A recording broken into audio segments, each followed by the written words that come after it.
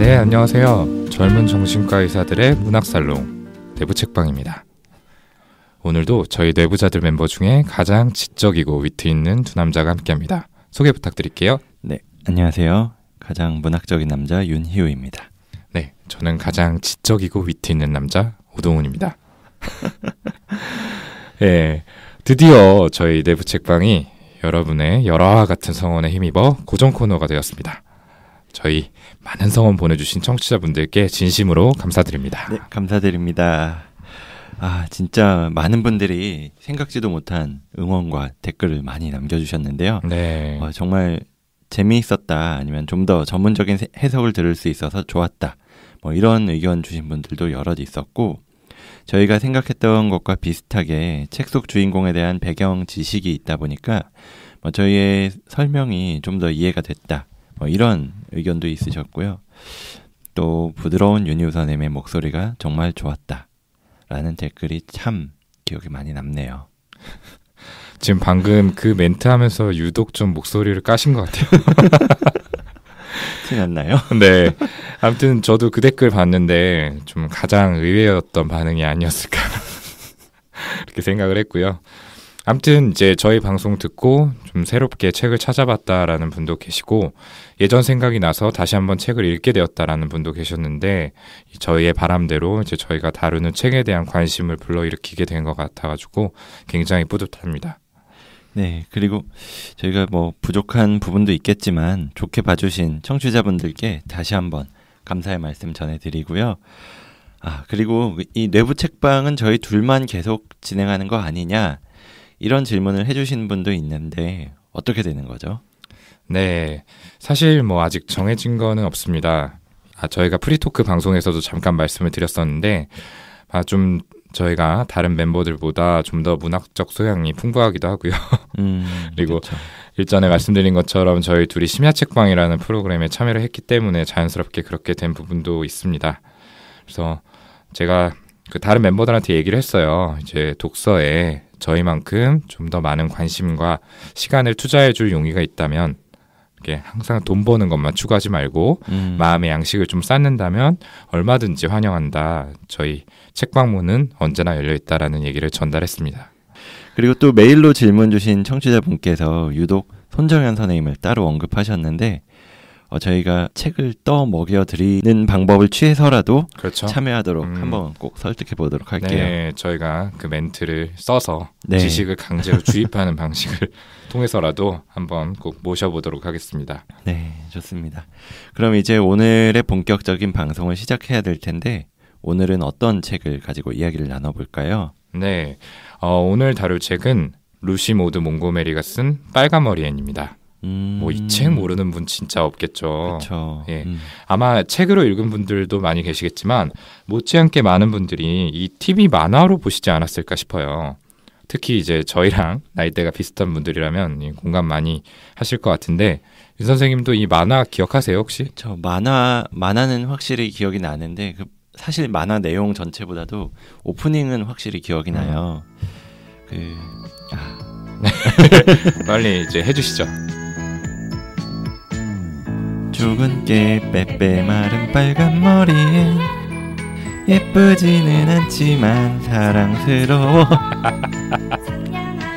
죄송합니다. 네네. 그냥 BGM으로 바꿀게요. 저의 주문을 충실히 따라주셨어요. 제가 여기에 노래를 부른다라고 써놓았거든요. 그러니까요. 힘드네요, 아침부터. 네, 근데 윤쌤 목소리는 언제 들어도 특히 노래로 들을 때 매력적인 것 같아요. 네. 아무튼 이 가사가 굉장히 딱 와닿는 것 같아요. 정말 볼품없는 외모의 고아인 앤 셜리가 매슈와 마릴라 커스버트 남매에게 입양대에서 벌어지는 여러 가지 일을 그리고 있죠. 처음에는 엉뚱한 천방지축 모습을 보여주던 앤이 점점 성장해가는 그런 과정이 잘 담겨 있어요. 네, 좋습니다. 이제 본격적으로 이야기 나눠볼 텐데요. 이 책은 유명한 고전인 만큼 여러 출판사를 통해서 출간이 되었는데, 오늘 저희가 낭독할 책은 인디고라는 출판사에서 2008년에 첫 출간을 한 버전입니다. 예. 그럼 첫 번째 대목은 제가 낭독을 하고요. 이어서 이야기 나눠보도록 하겠습니다. 나이는 11살쯤 옷은 짤막하고 딱 달라붙고 볼품없는 누런 원피스 차림이었다. 머리엔 납작하고 빛바랜 갈색 밀짚 모자를 썼고 그 아래로는 순 많고 새빨간 머리를 두 갈래로 따 등 뒤로 늘어뜨리고 있었다. 얼굴은 작고 하얗고 야윈데다 주근깨가 많았다. 초록지붕집의 매슈 커스퍼트 아저씨죠? 만나 뵙게 돼서 정말 반가워요. 아저씨가 데리러 오지 않으면 어쩌나 걱정하면서 오시지 못할 이유를 상상하고 있었어요. 만약 오늘 밤에 아저씨가 오시지 않으면 기찻길을 내려가 저기 모퉁이에 있는 커다란 벚나무 위에서 있을 생각이었어요. 하얀 벚꽃이 활짝 핀 나무 위에서 달빛을 받으며 자는 건 정말 멋진 일이잖아요. 네, 방금 오동훈 선생님이 낭독해주신 부분은 앤이 처음으로 매슈 아저씨와 조우하게 되는 장면인데요. 11살의 어린 아이임에도 불구하고 앤은 처음 보니 매슈에게 스스럼 없이 말을 붙이고 자기의 이야기를 늘어놓죠. 그리고 이 뒤에 이어지는 장면에서 초록지붕집에 도착해서 매슈의 동생인 마릴라를 만나는데 무뚝뚝한 마릴라가 냉담한 반응을 보여도 마찬가지로 위축되지 않고 끊임없이 말을 건네요. 그쵸. 그리고 그날 처음 만난 매슈가 정말 좋은 사람이다. 자신과 마음이 잘 맞는다. 이러면서 친밀감을 표현하고 초록지붕집과 그곳을 둘러싼 자연을 사랑하게 됐는데 떠나려니까 너무 괴롭다. 이런 극적인 표현을 사용하기도 하고요. 네, 그렇죠. 이 마릴라가 남자아이를 원했기 때문에 이제 애를 돌려보내겠다라고 이야기를 하니까 이 집을 너무 사랑하게 됐는데 떠나려니까 마음이 찢어지는 것 같다. 이런 식으로 좀 표현이 과한 부분이 있는데요. 이런 대목들을 두고 단순히 앤이 좀 명랑하고 사교적인 성격이다 이렇게 해석을 할 수도 있지만 사실 이런 행동들은 일반적인 범주를 넘어선 과도한 사회성이다 이렇게 볼 수도 있을 것 같아요. 이런 경우에 저희 정신건강의학과에서는 탈억제성 사회관여장애라는 이름의 진단을 하기도 합니다. 좀 굉장히 진단명이 좀 생소하고 어렵게 느껴지실 텐데 윤 선생님이 이 병의 진단 기준에 대해서 말씀을 해주시면 좋을 것 같아요. 네. 이 탈억제성 사회관여장애의 진단 기준은 다음과 같은데요. 낯선 성인에게 접근하거나 그들과 상호작용하는데 주저함이 없다. 지나치게 친밀한 언어적 또는 신체적인 행동을 나타낸다. 낯선 상황에서도 주변을 탐색하고 난 후에 성인 양육자의 존재를 확인하지 않는다. 그리고 낯선 성인을 아무런 망설임이나 주저없이 기꺼이 따라 나선다. 이 중에서 2가지 이상의 기준을 만족할 때 이 진단을 고려하게 되죠. 네, 이렇게 진단 기준을 만족을 하고 동시에 이러한 모습을 보이는 아이들이 제대로 된 양육을 받지 못했다라는 근거가 명확해야 돼요. 그러니까 양육자로부터 기본적인 애정 욕구를 충족받지 못할 정도로 방임이 되거나 아니면 이 1차 양육자가 자주 바뀌거나 아니면 한 명의 양육자가 너무 많은 아이들을 케어해야 돼서 한 명 한 명한테 좀 충분한 관심을 쏟기 어려운 상황처럼 어떤 애착이 형성되기 어려운 경우가 여기에 해당이 되죠. 맞아요. 방금 애착이라는 단어를 사용하셨는데 이 탈억제성 사회관여장애는 애착장애의 한 가지 종류로 분류가 되거든요. 애착에 대해서는 이전에 정비소나 얘 왜 이러는 걸까요? 이런 코너에서 많이 설명을 드렸지만 이번 기회에 한 번 더 짚고 넘어가면 좋을 것 같아요. 방금 소아정신과 1년차 시험 수석을 하신 오동훈 선생님께 좀 설명을 부탁드려 볼게요. 저희 동기 강사 선생님들 누가 들을까봐 되게 두렵네요. 네. 어쨌든 제 이제 소아정신과 강사 1년차를 마친 입장에서 설명을 드리자면은 애착이란 아이와 양육자, 일반적으로는 이제 부모가 되겠죠. 이 둘 사이에 생애 초기에 형성되는 정서적인 유대 관계를 의미를 합니다. 조금 더 쉽게 풀어서 이야기를 하면은 아이가 성장하면서 부모와 아이는 여러 가지 경험을 나누게 되는데요. 그 과정에서 부모가 아이에게 꾸준히 사랑을 표현한다면은 아이 역시 부모를 신뢰하게 되죠. 그러면서 이 두 대상 사이에 싹트게 되는 끈끈한 친밀감, 신뢰관계 이런 것들을 바로 애착이라고 부를 수 있습니다. 안정적으로 형성이 된 애착은 아이로 하여금 자신이 다른 사람에게 사랑받을 만한 존재다라는 생각을 하게 만들고요. 이걸 바탕으로 건강한 대인관계를 맺도록 도와주는 측면이 있죠. 네. 역시 설명이 쏙쏙 들어오는 것 같네요. 네. 그런데 이 애는 태어난 지 3달 만에 부모님이 차례로 돌아가셔요. 그리고 8살이 될 때까지 집안일을 봐주던 그 토마스 아주머니의 집에 얹혀 살게 되는데요. 그 생활에 대해서 구체적인 묘사는 나오지 않지만 집안 살림이 가난한 데다가 앤보다 어린 아이가 4명이나 돼서 주로 아이를 보아야 했다. 이런 내용이 있어요. 앤이 애를 봐야 된다는 그쵸? 거죠. 앤이 아이들을 4명이나 자기가 보살펴야 됐고 게다가 아주머니의 남편이 사망한 후에는 그 친척이 앤을 거두길 원치 않아서 다른 집으로 가게 됐는데 그곳에선 8명이나 되는 아이를 돌보아야 했다고 언급이 돼 있거든요. 네네. 그곳에서 2년간 생활하던 중에 또 한 번 버려져서 결국 고아원으로 가게 되었던 것이고요. 그래서 이런 앤의 어릴 때의 성장 과정을 보면 부모님의 사망 이후에 양육자가 계속 바뀌었을 뿐만 아니라 양육자로부터 돌봄을 거의 받지 못하고 방치되었을 거라고 유추할 수가 있겠죠. 그래서 아까 이야기했었던 진단 기준에도 굉장히 부합한다라고 생각할 수 있겠어요. 네, 맞습니다. 이렇게 부모나 양육자로부터 어떤 정서적인 학대나 방임을 받아서 발생한 심리적 상처를 애착외상이라는 용어로 표현을 하는데요. 이 애착외상을 입은 아이들은 크게 두 종류의 행동을 보이게 돼요. 하나는 대인관계를 두려워하고 회피하려는 유형인데요. 이런 아이들은 양육자를 비롯해서 성인과 접촉하는 걸 꺼리고 감정 표현 역시 극도로 제한되어 있는 모습을 보입니다. 다른 하나는 비변별적인 아주 지나친 사회성을 보이는 앤 같은 유형인데 주 양육자가 아닌 처음 보는 사람에게 매달리고 과도하게 친근감을 나타내는 등 이 사회적인 관계에서의 상호작용을 잘 조절하지를 못해요. 그래서 이 방금 말한 후자의 유형이 우리가 바로 탈억제성 사회관여장애라고 진단을 붙일 수 있는 그런 케이스가 되는 거죠. 네. 그래서 이렇게 무분별하게 사회성을 보이는 이유에 대해선 명확하게 알려져 있지는 않는데 선천적으로 외향적인 기질이 있고 새로운 것을 좋아하는 성향과 관련이 있다. 이런 이야기가 있고요. 또 정신분석적인 측면에선 충족되지 못한 애정 욕구를 다수의 대상들로부터 채우려는 시도일 수 있다. 이런 이야기도 있고요. 그래서 내가 먼저 상대방한테 친근하게 굴면 상대방도 나를 조금이나마 예뻐할 가능성이 높아지니까. 그렇죠. 그리고 그 수가 많을수록 여러 명한테 하면 할수록 한 명이라도 나를 사랑할 가능성이 더 높아지는 거니까요. 그렇죠. 네. 정리를 하자면 이제 뭐 좋게 말해서 명랑하고 나쁘게 말하면 약간 개념 없어 보이는 그런 태도인 거죠. 그렇죠. 이런 앤의 모습은 무분별한 사회성이란 말로 정리를 할 수 있는데 이건 결국 태어난 후에 줄곧 제대로 된 사랑을 받지 못한 탓에 생긴 사랑을 받고자 하는 어떤 미성숙한 시도들이다라고 볼 수 있다는 이야기입니다. 네. 그러니까 좀 얘기를 하다 보면 짠한 마음이 많이 들죠. 맞아요. 아까 또 윤유희 선생님이 앤의 어린 시절에 대해서 축약을 해서 얘기를 해주셨는데 굉장히 안쓰러운 마음이 많이 듭니다. 그럼 이어서 앤의 심리를 들여다볼 수 있는 두 번째 대목으로 넘어가 볼 텐데요. 이번에는 윤유희 선생님 목소리로 한번 들어보도록 하겠습니다. 앤이 볼에 눈물이 채 마르지 않은 얼굴로 두 손을 잡으며 벌떡 일어섰다.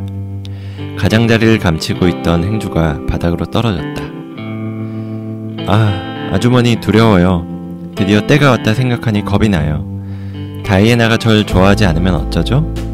아마 제 평생 가장 비극적이고 절망적인 일이 될 거예요. 앤은 부들부들 떨고 있었다. 그 다음에 다이애나와 처음 만난 날을 다룬 장면에선 이런 대목이 나옵니다. 마침내 앤이 두 손을 꼭 잡으며 들릴 듯 말 듯한 목소리로 말했다. 다이애나, 너 혹시 나를 조금이라도 좋아할 수 있을 것 같니? 내 마음의 친구가 될 만큼. 네, 이 책을 읽으신 분이라면은 다이애나 기억나실 거예요. 네, 만화 보신 분들도 그 캐릭터가 아마 그쵸. 생각이 나실 텐데 다이애나는 앤의 이웃집에 사는 착하고 예쁘고 순종적인 그런 여자아이죠. 어찌 보면은 이 앤하고는 좀 대비되는 인물이 아닐까 싶기도 한데요. 방금 낭독한 장면은 다이애나와 처음 만나는 날 앤이 마릴라와 다이애나에게 각각 했던 이야기를 보여주고 있습니다. 그러니까 앞 대목에서 저희가 낭독한 첫 번째 대목에서는 처음 보는 매슈 아저씨에게 지나치다 싶게 친근하게 굴었는데 이번에는 반대로 지나치게 긴장을 하고 있는 것처럼 보이죠. 맞아요. 원래는 겉보기에 굉장히 당차고 자신의 생각과 감정을 잘 표현하는 것 같은 앤인데 실제로는 누군가로부터 거절되는데 취약하다는 걸 보여주는 대목이라고 생각해요. 그래서 책 속에서 앤이 자주 하는 말 중에서 누가 이렇게 빼빼 마른 데다가 빨간 머리인 여자아이를 사랑하겠어요? 이런 말을 많이 하는데 사랑받지 못한 채 살아온 지난 날이 앤으로 하여금 낮은 자존감을 만들게 한 것 같아요. 그렇죠. 그리고 동시에 이 대목에서는 앤이 대인관계에서 거리 조절을 잘 하지 못한다는 걸 드러내고 있는 것 같기도 해요. 그러니까 처음 만난 아이에게 그날 내 마음의 친구가 되어달라고 이야기를 하고 있잖아요. 이런 건 친밀한 관계에 대한 갈망감이 그만큼 크다라고 해석을 할 수도 있지만 한편으로는 상대와 나의 관계가 이런 이야기를 해야 할 정도로 친밀해졌다라고 생각한다는 의미이기도 해요. 그러니까 마치 제가 윤유 선생님에게 희우야, 나의 마음의 친구가 되어줄 수 있니? 너 혹시 나를 조금이라도 좋아할 수 있을 것 같니? 라고 묻는. 좀 생각을 해봐야 될 것 같은데. 저 지금 거절당한 거예요? 지금? 농담이고요. 저희는 충분히 친밀한데. 그렇죠. 이미 가까운데 갑자기 이런 얘기를 하니까. 마음의 친구가 되어주겠니? 너무 가식적인 것처럼 느껴지고. 제 이미지만 안 좋아졌네요. 네. 아무튼 이렇게 그 대인관계에서 거리 조절을 잘하지 못하는 모습이 앞서 말한 탈억제성 사회관여 장애, 이걸 일부러 생각해 볼 수가 있어요. 만나자마자 마음의 친구가 되자고 요구하는 건 사실 우리가 흔히 말하는 애정결핍이라고 하기도 하죠. 사랑받고자 하는 욕구가 크다는 걸 보여주는 거, 그리고 동시에 대인관계의 인식이 좀 피상적이라는 걸 보여주는 대목인 것 같아요. 네. 그리고 또 여기서 짚어봐야 될 건 앤의 열등감, 이 낮은 자존감인데요. 앤의 열등감은 위에 앤의 대사에서도 알 수 있듯이 주로 외모에 포커스가 맞춰져 있는 게 특징적이에요. 그러니까 아까 이제 빼빼 마르고 빨간 머리인 여자아이를 누가 사랑하겠느냐 이런 대사가 나왔죠. 특히 이 빨간 머리에 대한 지적을 받았을 때는 굉장히 사나운 모습을 보이는데요. 이제 뒤에 이야기가 나오겠지만 등급생인 길버트에게 홍상무다 이렇게 놀림을 당한 후에 몇 년 동안 사과를 하는데도 받아주지 않고 이 길버트를 무시하게 되죠. 그러니까 그만큼 앤이 가진 외모에 대한 열등감의 깊이가 깊다라는 걸 알 수 있을 것 같아요. 맞아요. 이 외모라는 건 10대 초반의 소녀들한텐 굉장히 중요한 부분이잖아요. 정말 가장 중요시 여기는 부분이기도 하고, 그리고 눈에 띄는 만큼 그에 대한 지적도 많이 받았을 거기도 해요. 이 빨간 머리가. 근데 자신의 입으로 외모의 부족함에 대해서 수차례 얘기를 하는데 어쩌면 그건 더 큰 콤플렉스, 자신이 고아라는 콤플렉스로부터 다른 사람들의 시선을 좀 돌리기 위한 무의식적인 시도가 아닐까, 그런 생각도 들고요. 그렇죠. 고아라는 사실에 집중하기 전에 네. 먼저 나의 눈에 띄는 단점에 대해서 언급을 함으로써 시선을 좀 돌리고자 하는 그런 시도라는 말씀이신데요. 네. 맞습니다. 그리고 이제 이 다이애나에 대한 친밀감 표현하고도 연관지어서 생각을 해볼 수 있을 것 같아요. 이 다이애나는 이제 어떻게 보면은 자신이 갖지 못한 걸 전부 가진 상대였거든요. 빨간 머리가 아닌 이 앤이 선망하는 흑발이었죠. 그리고 마르지 않은 발그레하고 통통한 볼을 가진, 그리고 더 나아가면은 고아가 아니라 이 그녀를 사랑해주는 부모님이 계시는 또래의 소녀. 그러니까 앤의 입장에서는 이 다이애나가 굉장히 이상적인 대상이었을 거예요. 그러니까 이상적인 대상이었을 거예요. 그러니까 이 다이애나와 가까워짐으로써 다이애나를 동일시하고 그렇게 해서 자신의 콤플렉스를 무의식적으로 좀 보상하고자 하는 시도가 아니었을까라는 생각이 들고요. 그러한 맥락에서 좀 성급하게 이 다이애나에게 친밀함을 요구하는 앤의 모습을 이해해 볼 수 있지 않을까라고 생각을 합니다. 네. 그런데 혹시 진료를 보시면서 윤유 선생님은 앤과 비슷한 모습을 보이는 친구들을 보신 적이 있으실까요? 이렇게 앤과 같이 행동하는 친구들을 저도 진료실에서 가끔씩 보기는 해요. 이런 친구들하고 앤하고 가장 큰 차이라고 해야 될까요? 어떻게 보면은 이 앤은 다이애나한테 거부당하지 않고 원하던 대로 굉장히 친밀한 관계가 되었지만 사실 제가 진료실에서 보는 친구들은 그게 좀 어려워요. 실제로는 교우 관계에 어려움을 많이 겪고 그래서 거절받는 거에 굉장히 상처를 받고 그래서 또 거절당했다 하면서 굉장히 위축된 모습도 많이 보는 것 같고요. 그래서 이런 친구들은 개인 면담을 계속하거나 아니면은 집단 치료를 받거나 그런 식으로 연계가 되기도 하고요. 그렇죠. 그러니까 결국에는 이 교우 관계에서 이런 것들을 보상받지 못해서 치료자와의 관계에서 그런 것들을 좀 교정적으로 재경험하는 그런 과정을 밟게 되는 건데요. 그렇다면 N에게 이 대목에서 한마디를 해주신다면 어떤 얘기를 좀 해주시겠어요? 네, 사실 아까 오동훈 선생님이 저한테 친구가 돼주겠니? 라고 말했을 때 제가 농담이라고 했지만 갑자기 그렇게 훅 가까워지면은 순간적으로 뒤로 살짝 물러날 수밖에 없어요. 사람은 거의 다 대부분 그렇게 반응할 거거든요. 물러나셨군요. 그렇죠. 그럴 수밖에 없죠. 아, 왜요? 무섭잖아요. 그런데 아무튼 이렇게 갑자기 내가 생각했던 것보다 훨씬 더 가까이 쑥 들어오면은 아무래도 좀 경계를 할 수밖에 없어요. 그래서 이 N한테 이야기를 해준다면 다이애나와의 만남을 앞두고 이 긴장한 장면에서 좀 이야기를 해주고 싶은데요. 그동안 외롭게 지냈던 N이 마음의 친구를 바라는 마음, 그건 알겠지만 너무 서두르면 안 된다고. 이 친구 관계라는 건 서로 공감을 하고 발걸음을 맞춰서 비슷한 속도로 서로한테 다가가야 되는 거지, 상대가 나하고 같은 마음일 거다라고 전제를 해버리고 무작정 달려가다 보면 오히려 상대방은 부담스러운 마음 때문에 좀 뒷걸음질 치거나 아니면 좀 더 경계를 하다가 밀어내고 그럴 수도 있거든요. 그러면 또 접근하다가 상처를 받게 되고, 그러니까 너무 서두르지 말고 그 발걸음을 속도를 비슷하게 맞춰봐라, 이렇게 얘기를 해볼 것 같아요. 아, 네, 좋은 조언입니다. 저도 윤유 선생님이 저와 발걸음을 맞춰 같은 속도로 좀 뛰어볼게요. 다가와 주기를 기대하겠습니다. 그러면 오늘의 마지막 대목으로 넘어가 볼 텐데요. 어떤 내용이 기다리고 있는지 이번에는 다시 제가 낭독을 해보도록 하겠습니다. 앤이 마릴라의 무릎에 앉아 두 손으로 주름진 얼굴을 감싸고는 진지하고 다정하게 눈을 바라보았다. 전 조금도 변하지 않았어요.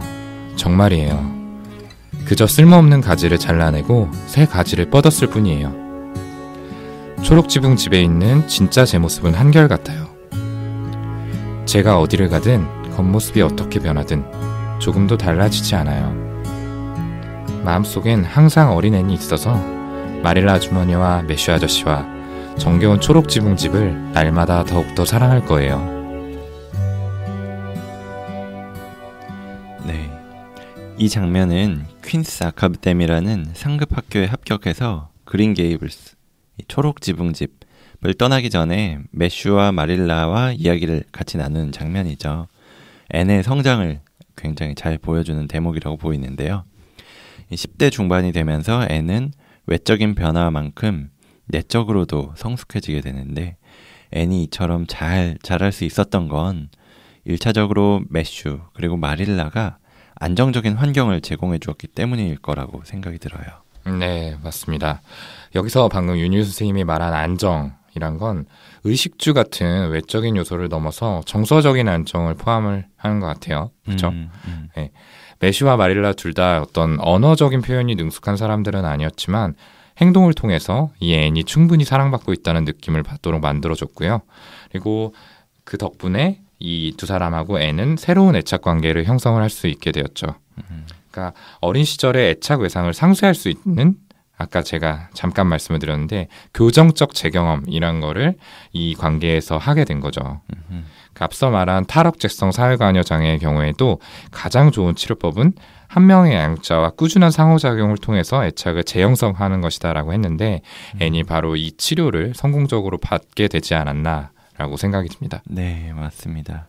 게다가 그 두 사람 외에도 다이애나라든지 스테이시 선생님, 그리고 목사관에 있던 앨런 부인, 이런 사람들과의 관계 역시나 앤이 성장하는 데 긍정적으로 영향을 미쳤다고 보고요. 이 사람들은 앤한테 변함없는 애정과 지지를 보내줌으로써 앤이 위축되지 않고 자신이 원하는 길을 향해 나아가도록 만들어 주었던 것 같아요. 네, 그리고 또한 앤 자신이 가진 능력이 출중했던 것도 무시를 할 수 없겠죠. 뒤늦게 학교에 들어갔지만 1, 2등을 다툴 정도로 뛰어난 지적 능력을 보여줬고요. 어떤 풍부한 상상력이나 감수성 이런 것들을 드러내서 주변 아이들뿐만 아니라 어른들까지 매료시킨 측면이 있었죠. 그래서 이런 과정에서 받게 되는 긍정적인 피드백들이 쌓이면서 앤의 자존감을 높이는데 도움을 주지 않았나 싶어요. 네, 맞습니다. 이렇게 주변 사람들의 애정어린 도움을 통해서 자신의 능력을 꽃피우게 된 앤이 열등감에서 벗어나서 건강한 자존감을 갖게 된 걸 상징적으로 보여주는 장면이 있는데요. 제가 한번 여기를 낭독해 볼게요. 앤을 알아본 길버트가 휘파람을 그치며 공손하게 모자를 벗었다. 하지만 앤이 멈춰서서 손을 내밀지 않았다면 아무 말 없이 지나쳐 갔을 터였다. 앤이 얼굴을 붉히며 말했다. 길버트, 날 위해 학교를 양보해줘서 고마워. 넌 정말 좋은 사람이야. 내가 고마워하는 걸 알아줬으면 좋겠어. 그날 연못가에서 이미 널 용서했었어. 나도 그땐 몰랐지만 말이야. 난 정말 어리석은 고집쟁이였어. 솔직히 고백하자면 그 후로 쭉 후회하고 있었어. 네. 이 대목은 소설의 후반부에서 앤이 대학 진학을 포기하고 마릴라 곁에 남기 위해서 다시 마을로 돌아오게 되는데 이때 동급생인 길버트가 이제 인근 에이번리의 교사 자리를 앤에게 양보를 하게 되죠. 그 일에 대해서 감사를 표하고 예전에 두 사람 간에 있었던 트러블에 대해서 사과를 하는 그런 장면이죠. 네. 이 앤을 홍당무라고 놀린 길버트는 아까도 언급한 듯이 정말 몇 년에 걸쳐 수차례 사과를 했지만 앤은 받아주지 않았어요. 심지어 시냇물에 빠질 뻔한 걸 길버트가 구해준 다음에 한 번 더 사과를 건넜음에도 받아주지 않았었거든요. 근데 이 일이 지난 다음에 앤이 후회를 하긴 하지만 근데 길버트한테 먼저 그 이야기를 꺼낼 용기는 내지 못했었고요. 이런 모습은 길버트가 자극한 앤의 콤플렉스가 굉장히 뿌리 깊은 것이라는 걸 보여주는 동시에 한편으론 앤이 그걸 포용할 수 없을 정도로 미숙했다는 걸 의미하기도 할 것 같고요. 생각해보면 남자아이들이 여자아이들 놀리는 건 좀 흔한 일이니까 뭐 책 중에 다이애나가 이야기했듯이 다른 여자아이들은 대수롭지 않게 넘어가기도 하는데 앤은 그게 안 됐었던 거죠. 네, 그렇죠. 이제 그랬던 앤이 길버트에게 진심을 털어놨다라는 건 이 자기 자신의 감정을 인정할 수 있을 만큼 자존감이 견고해졌다는 걸 의미를 합니다. 자존감이라는 건 자기 자신이 존중받을 만한, 사랑받을 만한 사람이라고 인식하는 정도를 의미하는데요. 자신에게 줄곧 사과를 하는 길버트에게 미안한 마음이 들면서도 요거를 애써 외면을 할 수밖에 없었던 건 스스로 생각해도 자신이 예쁘지 않고 사랑받기에 부족한 사람이다라는 마음이 남아있었기 때문이겠죠.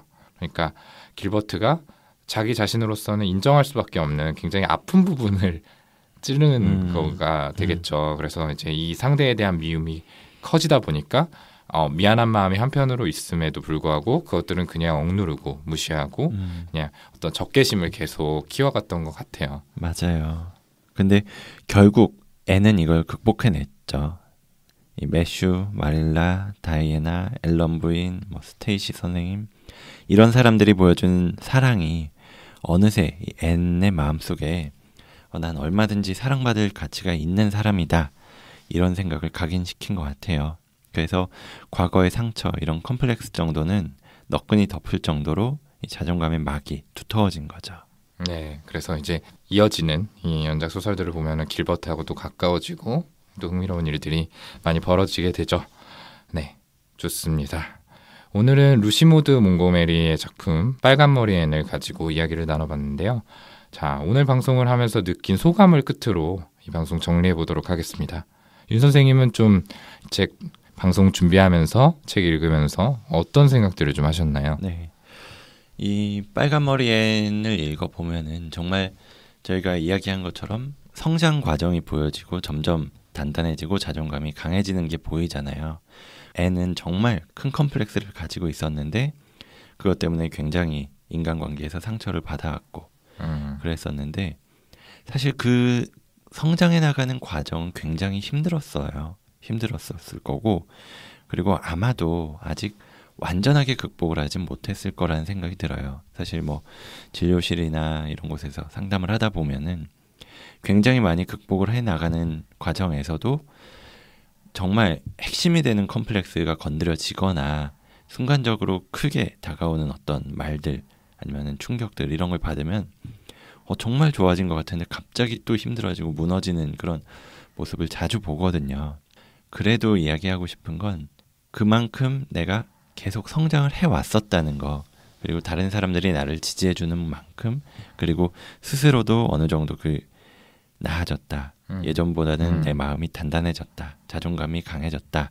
이거를 꼭 기억을 했으면 좋겠다는 생각이 들어요. 정말 많은 분들이 N과 비슷한 마음을 가지고 계실 텐데 분명 성장하면서 많이 단단해졌을 거거든요. 그리고 중간중간에 한 번씩 무너지더라도 그게 다 무너지는 게 아니다. 이거를 꼭 기억하셨으면 좋겠어요. 네. 참 그러고 보면 명작이 명작이 되는 이유가 있는 것 같아요. 그렇죠? 이 2016년에 출간이 돼서 많은 사랑을 받았던 책 중에서 빨간머리 애니 하는 말이라는 책이 있었어요. 아마 청취자분들 중에서도 읽어보신 분 계실 것 같은데 그러니까 빨간머리 앤 속 대사들을 가지고 풀어낸 에세이집이죠. 네, 이런 책이 사랑을 받을 만큼 이 빨간머리 앤이라는 고전 작품이 주는 메시지가 지금까지도 유효하고 많은 사람들의 마음속에 울림을 만들어낸다는 걸 의미를 하는 것 같아요.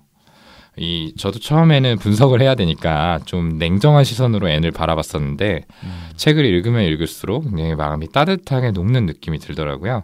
그리고 또 책을 다 읽고 나서 이 뒷이야기가 궁금해가지고 후속작인 에이번리의 앤을 구입을 했어요. 근데 아직 읽지는 못했는데 어쨌든 이 방송을 듣고 많은 청취자분들께서 오랜만에 다시 이 앤의 마음속에 들어가 봐야겠다. 이 책을 다시 한번 읽어봐야겠다라는 생각을 하셨으면 좋겠고요. 그 과정을 통해서 저처럼 마음을 위로받는 경험을 하셨으면 좋겠다라는 생각이 들었습니다. 네, 좋습니다. 그럼 저희 내부 책방 3화는 이 정도에서 마무리 짓고요. 저희는 다음 시간에 더 여러분들이 귀 호강하실 수 있게 재미있고 흥미로운 책 낱낱이 파헤쳐서 들고 오도록 하겠습니다. 오늘도 들어주셔서 감사하고요. 저희는 다음 시간에 뵙겠습니다. 감사합니다. 감사합니다.